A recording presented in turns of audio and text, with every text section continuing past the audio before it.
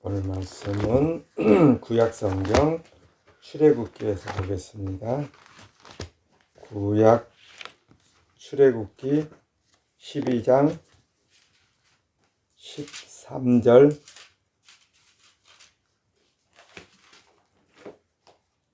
구약성경 출애굽기 12장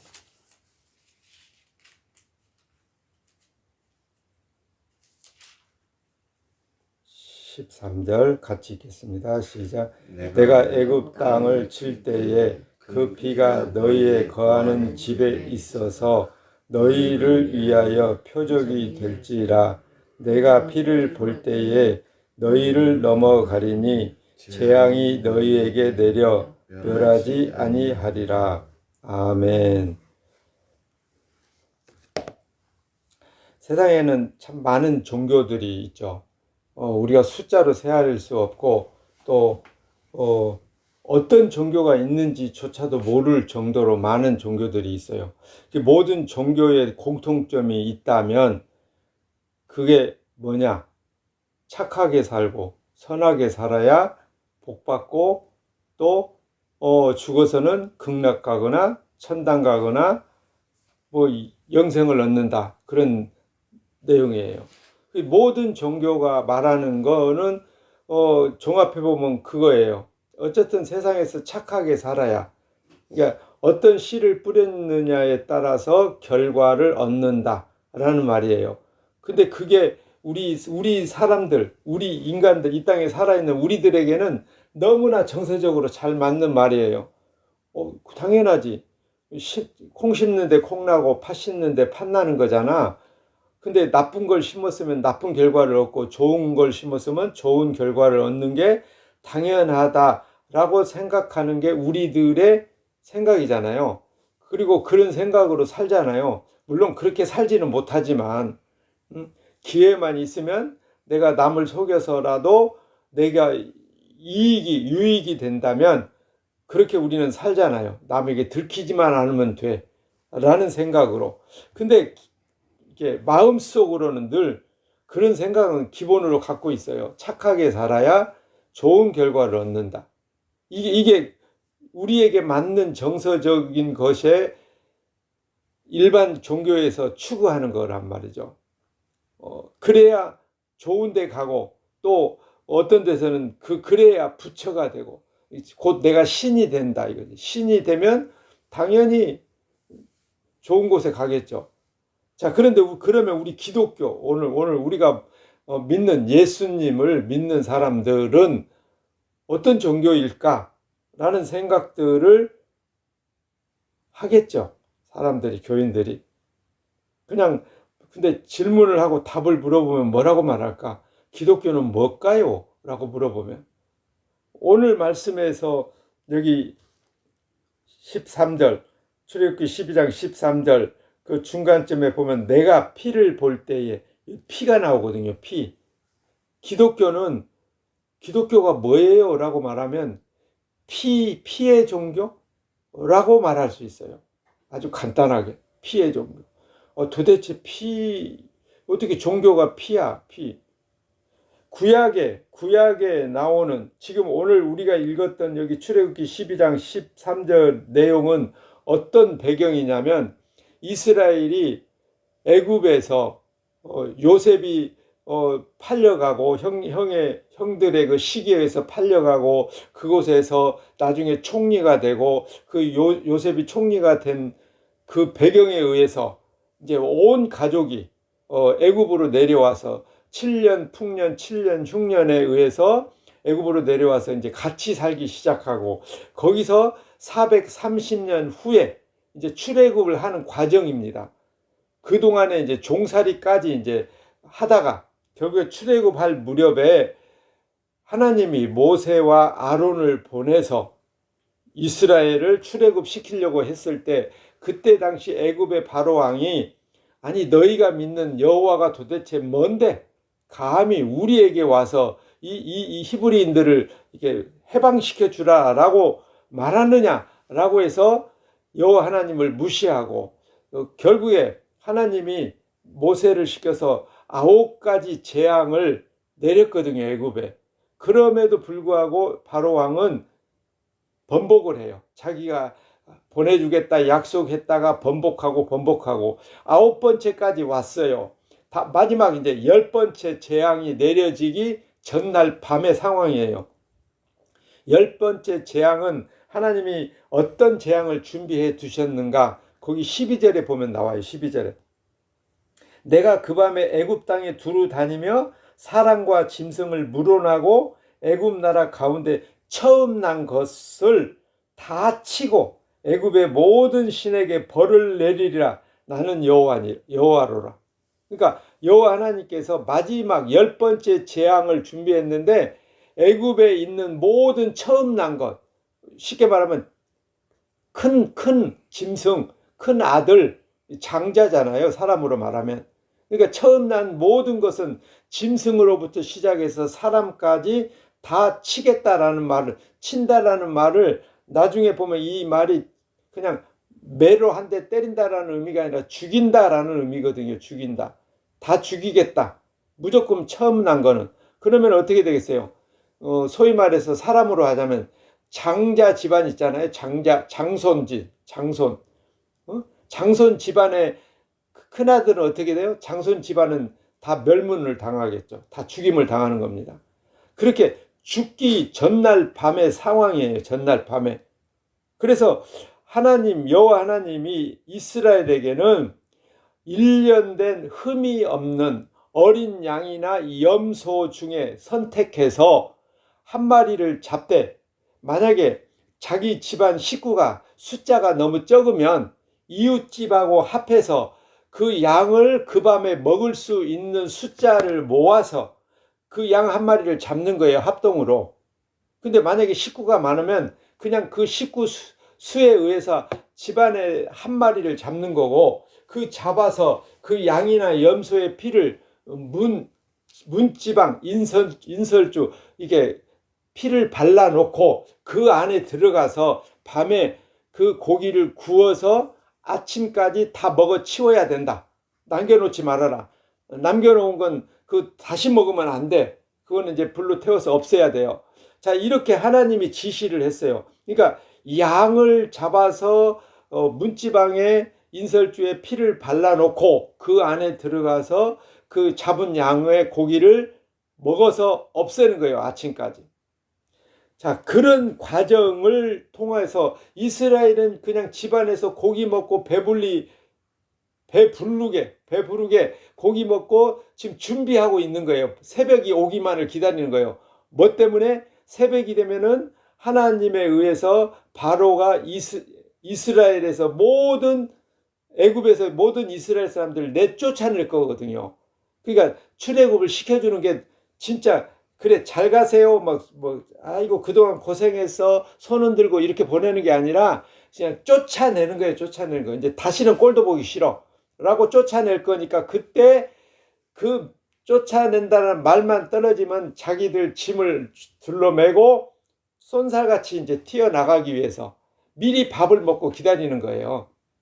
그게 이제 하나님이 준비하신 그 어린 양과 염소로 배불리 먹고 대기하고 있다가 딱 종소리 들리면 뛰어나가듯이 그런 상황을 지금 하나님이 만드셨어요. 근데 하나님은 무슨 일을 하고 계시는가? 집안에서는 이렇게 고기 먹고 배불리 이제 출애굽 준비를 하고 있는데 밖에서는 여호와 하나님이 또 따로 일하고 계시는 거예요. 어떤 일을 하시냐?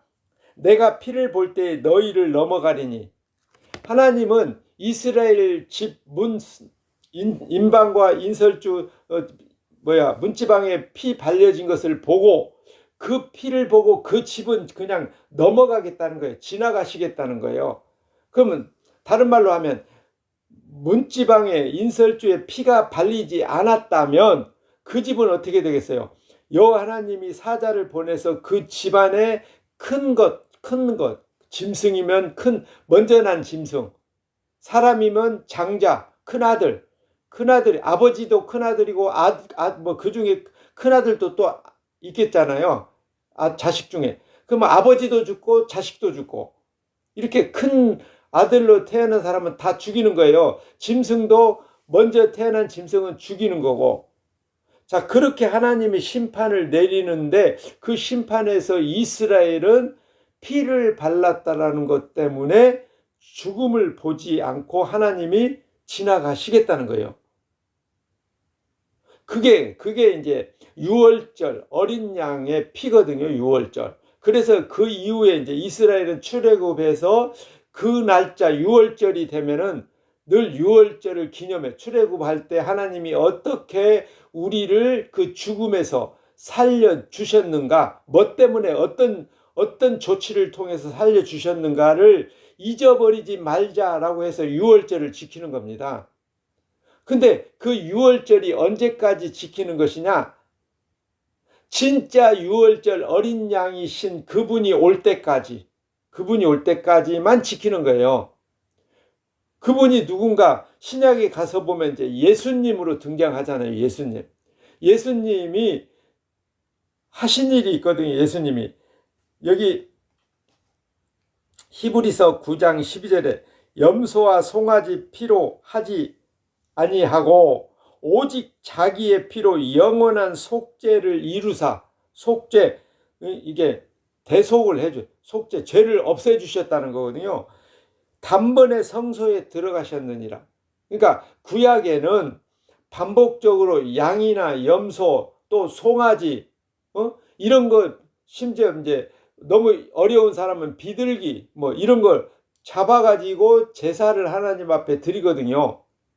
그 제사를 드리면 그 짐승이 나를 대신해서 죽어주는 거고, 내가 안 죽는 것일 뿐이지 나 대신에 누군가는 반드시 죽어야 돼요. 누군가가 반드시 죽는데 그게 이제 짐승이 나를 대신해서 죽어주는 거예요.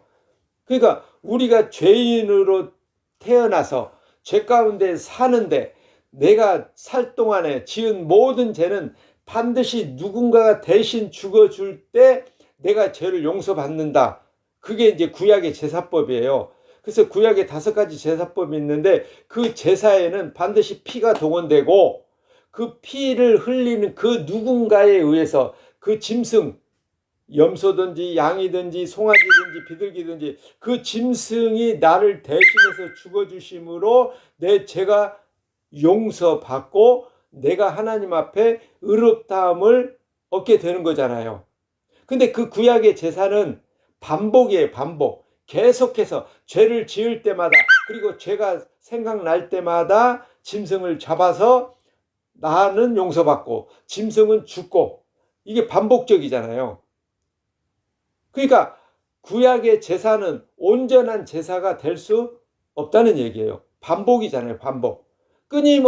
나는 끊임없이 죄를 짓고 또 나 때문에 끊임없이 짐승은 죽어야 되고, 그리고 그 짐승을 잡고 죽여서 제사하기 위해서는 제사장이 필요하고, 그 제사장 혼자서 백성들의 모든 제사를 감당할 수 없으니까 그 제사장을 돕는 레위 지파, 조수들, 레위 지파가 필요하고, 그들이 막 제사의 모든 것들을 준비해 주고, 이런 과정이 필요했단 말이죠. 그런데 여기 염소와 송아지 피가 아니라 자기의 피를, 자기의 몸을 한 번에 들여서 완벽하게 모든 제사를 완성하신 예수 그리스도께서 이 땅에 오셔서 십자가에서, 예수님께서 요한복음 19장 30절에 예수께서 신포도주를 받으신 후에 이르시되 다 이루었다 하시고 머리를 숙이니 영혼이 떠나가시니라. 예수님께서 십자가에서 마지막으로 당신께서 이 땅에 오신 목적을 다 이루어내시고 숨을 거두시고 죽으셨어요. 그게 십자가에서 예수님이 죽으시는 거잖아요. 그리고 물론 3일 후에 다시 부활하셨죠. 40일을 승천하시고, 그리고 승천하신 예수님은 생전에 약속하신 보혜사 성령을 보내주시고, 그 성령이 임한 사람들이 이제 진짜 예수 그리스도 그분이 십자가에서 죽으면서 흘리신 그 피가 구약의 제사에서 흘렸던 모든 짐승들의 피를 완벽하게 완성하신 피였구나. 더 이상 제사가 필요 없고 이제 더 이상 제사장도 필요 없고 제사도 필요 없고 제물도 필요 없고 이제는 예수 그리스도 그분의 피 때문에 하나님이 우리를 그냥 지나가신다는 거예요. 지나가신다는 거. 이게 집에 인방 인설주에 피를 발라놓은 집은 하나님이 그 안에서 막 이스라엘이 뭐 잘났거나 뭐 착했거나 선하거나 의롭거나 그래서가 아니라 그냥 집 안에 대문에 피 발라놨다는 것 때문에 그 피를 보고 그냥 지나가신 거잖아요. 그 안에 있는 인간이 어떤 인간인지 상관없어요. 그냥 피를 발랐다는 것 때문에. 그러니까 오늘날 예수 그리스도를 하나님으로 주님으로 믿는 교회는 그 사람들이 진짜 예수 그리스도를 믿는 교인 성도라면 하나님은 그들이 이 땅에서 무슨 행위를 했고 어떤 삶을 살았느냐를 보시지 않겠다는 거예요. 뭔만 보신다? 그들이 믿는 아들 예수님의 피가 그들에게 믿음으로 말미암아 그들에게 피가 묻어 있느냐, 아들의 피가 묻어 있느냐, 그 피가 그들에게 없느냐, 이것만 보시겠다는 거예요. 우리가 예수님을 믿는다라는 말은 내가 예수님 믿고 난 후에 내가 예수님을 닮아서 예수님처럼 착하고 의롭고 선한 삶을 살아서 여호와 하나님 앞에 이게 인정받는 사람으로 살겠다라는 게 아니고요. 그런 의미가 아니고요. 예수님께서 아버지께서 원하시는 것을 다 이루어내신 그 예수님의 공로, 아버지께서 인정하시는, 예수님의 아버지께서 인정하시는, 그래서 그 아들을 통해서 영광을 받으신 그 아들의 공로를 그냥 우리가 믿는 거예요. 의지하는 거예요. 의지하는 거. 믿는다라는 말을 오해하지 마세요. 믿고 난 후에 내가 예수님처럼 살겠다라는 뜻이 아니고요. 우리는 그럴 능력이 애초부터 없어요. 만약에 우리가 그럴 힘이나 능력이 있었다면 하나님이 굳이 예수님을 이 땅에 보내서 죄도 없는 그분이 십자가에서 우리를 대신해서 죽을 필요가 없잖아요. 심지어 구약의 제사에서도 제물로 쓰임받은 그들이 흠이 없는 짐승을 잡지만 사람은 흠투성이잖아요. 죄투성이잖아요. 그러니까 그 죄인을 살려주는 대신에 대신 죽는 짐승으로 말미암아 살아난 것처럼 우리도 끊임없이 죄를 짓고 죄를 생산해내고 죄 가운데 죄의 열매를 맺으면서 언제까지? 우리가 죽는 순간까지. 미안하지만 우리는 죽는 그 순간까지 끊임없이 죄를 지으면서 살다가 죽잖아요. 그런 우리의 죄값을 예수님이 언제? 2000년 전에 우리가 지금 살고 있는 지금으로부터 2000년 전에 2000년 후에 살고 있는 우리의 죄값을 미리 대신해서 십자가에서 죽어주셨다라는 것을 믿으라는 얘기예요. 믿으라는 얘기. 그러니까 그거를 지금 2000년 후에 살고 있는 내가 믿는다라는 게 우리 인간의 상식으로 말이 돼요? 안 되잖아요. 이건 말이 안 돼요.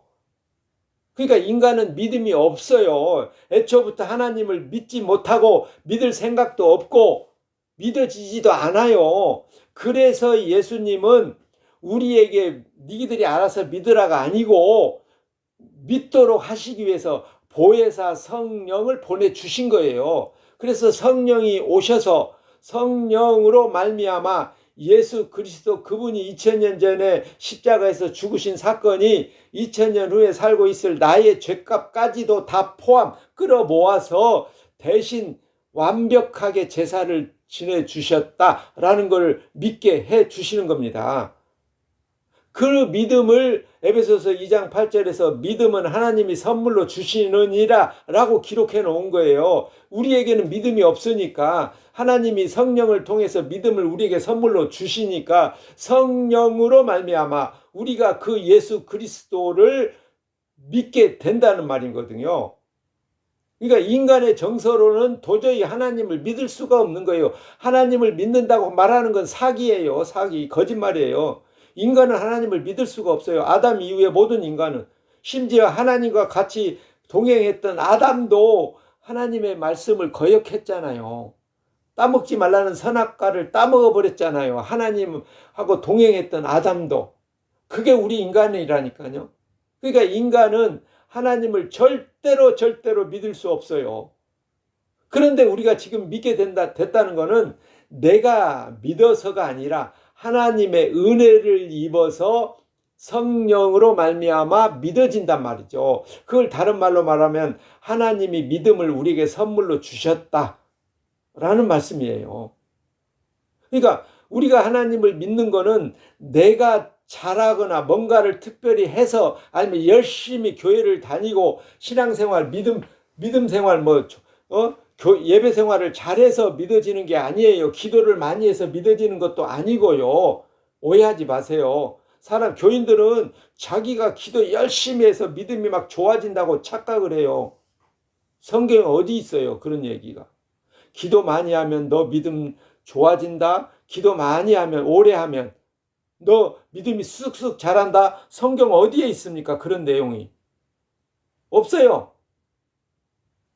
그런데 하나님은 뭐라고 말씀하셔요? 아들을 믿는 자는 영생이 있고 아들을 믿지 아니하는 자는 하나님의 진노가 그 머리 위에 그냥 대기하고 있어요. 마지막 때 딱 심판날 종이 딱 울리는 순간에 하나님의 진노가 그 사람 머리 위에 쏟아지는 거죠.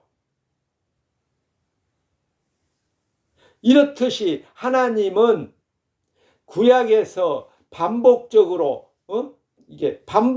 하는 제사를 통해서도 짐승의 피를 보고 하나님이 지나가셨잖아요. 근데 이제는 완벽하게 단번에 완전한 제사를 드리신 십자가를 통해서 완벽하게 하나님의 뜻을 다 이루어내신 그 예수 그리스도를 믿는 믿음으로 말미암아 우리는 예수님의 피가 묻은 사람들이에요. 그래서 하나님은 우리에게 묻어있는 예수님의 그 피를 보고 우리를 그냥 지나가시겠다는 거예요. 우리의 죄를 보지 않겠다는 거예요. 죄를 따지지 않겠다는 거예요. 그걸 믿으라는 거예요. 인간은 못 믿죠. 못 믿기 때문에 하나님이 성령을 보내셔서 성령으로 믿게 하시고 그렇게 믿게 된 그 믿음으로 말미암아 우리를 하나님은 속에 있는 우리를 보지 않고 우리에게 묻어있는 예수님의 피만 보고 너는 의로워, 너는 선해, 너는 착해, 넌 천국 이렇게 해주시겠다는 거예요. 오해하지 마세요. 내가 신앙생활 잘해서 하나님 앞에 인정받아서 천국 가는 사람은 이 땅에 단 한 명도 없어요. 그런 인간은 없어요. 오직 하나님의 은혜로 말미암아 예수 그리스도를 믿음으로 그 믿음에 의해서 우리가 의롭다함을 얻고 심판에서 의로운 자로 분류돼서 천국 백성이 된다 이 말이거든요. 그래서 우리에게는 자랑할 게 아무것도 없어요. 사도 바울의 고백처럼 내게는 예수님이 흘리신 그 십자가의 그 피, 그 예수님의 십자가에서 흘리시면서 돌아가셨던 그 피밖에는 우리는 자랑할 게 없는 거예요.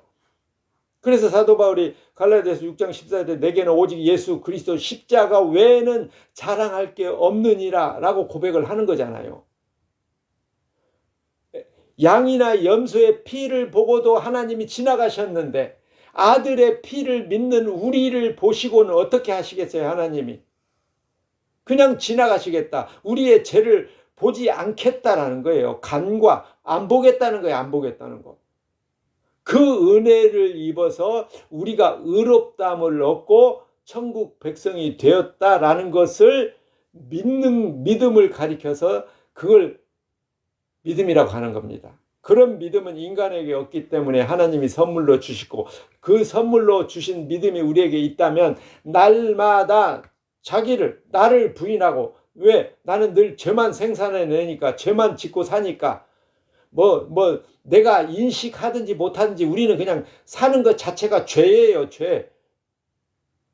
아주 심하게 말하면 예배하는 것도 죄가 돼요. 왜요? 예배를 통해서 내가 나를 의롭게 만들려고 생각하고 우리는 예배하잖아요. 예배하면 하나님이 나를 이쁘게 봐줄까? 라는 기대를 갖고 예배하잖아요. 기도할 때도 기도하면 하나님이 나를 의로운 자로 인정해 줄까? 우리는 다 계산 속에서 하는 거잖아요.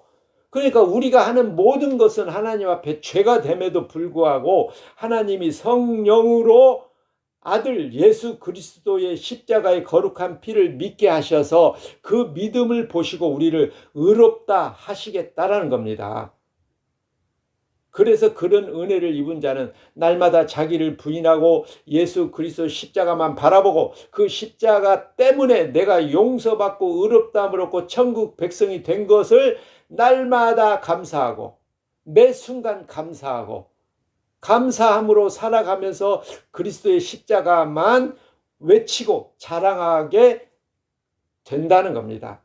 그런 은혜를 입은 자로 또 우리는 한 주를 그리스도의 십자가만 바라보고 자랑하는 십자가 증인들로 살아내시기를 그리고 감사하시기를 축복합니다. 기도하겠습니다. 고마우신 아버지 하나님, 그 피를 볼 때 넘어가시는 하나님의 은혜가 오늘 우리로 하여금 예수 그리스도를 알고 믿게 성령을 보내시고 성령으로 예수님을 믿음으로 우리를 지나가시는 그 은혜를 우리로 하여금 매 순간 깨달아 감사케 하시고 오직 주님의 십자가만 바라보고 믿고 자랑하며 살게 하시옵소서. 우리 주 예수 그리스도의 이름으로 기도합니다. 아멘. 하늘에 계신 우리 아버지여, 이름이 거룩히 여김을 받으시오며 나라의 마옵시며 뜻이 하늘에서 이룬 것 같이 땅에서도 이루어지이다. 오늘날 우리에게 일용할 양식을 주옵시고 우리가 우리에게 죄 지은 자를 사하여 준 것 같이 우리 죄를 사하여 주옵시고 우리를 시험에 들게 하지 마옵시고 다만 악에서 구하옵소서. 대개 나라와 권세와 영광이 아버지께 영원히 있사옵나이다. 아멘. 네, 만나서 반갑습니다. 예배를 마칩니다. 안녕히 가시고 다음 주 일요일 7시 10분에 만나겠습니다. 설교는 영상을 편집해서 올리고